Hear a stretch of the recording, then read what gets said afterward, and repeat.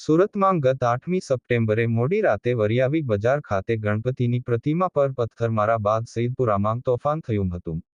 પોલીસે તેમાં કાયદાના સંઘર્ષમાં આવેલા 6 બાળકો ઉપરાંત 28 આરોપીની ધરપકડ કરી હતી.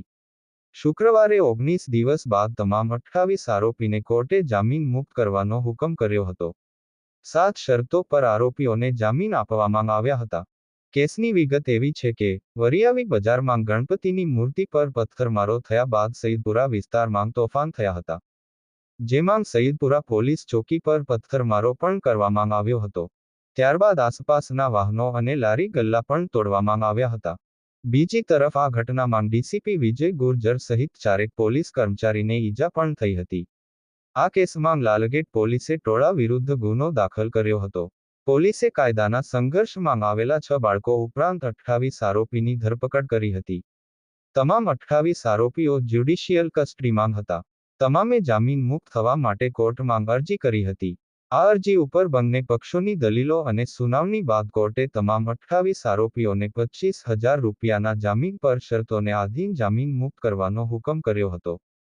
જે શરતો પર આરોપીઓને છોડવામાં આવ્યા છે તેમાં ફરિયાદ પક્ષ કે સાક્ષીને ધમકી આપવી નહીં.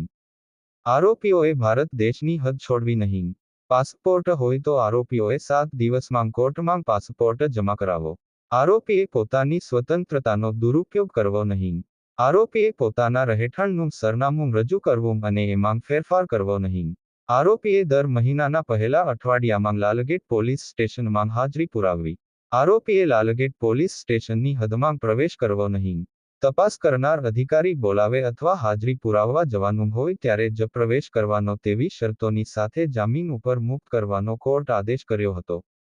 આ કેસમાં બચાવ પક્ષના વકીલ તરીકે senior advocate Hasmukh Lalwada, barrister Arif Ansari, advocate Javed Multani, advocate Zafar Belawala, advocate Zeba Pathan, advocate Wajid Shaikh, advocate Rahim Shaikh સહિત અન્યો હાજર રહ્યા અને સતત બચાવ પક્ષે કાર્યવાહી કરી હતી.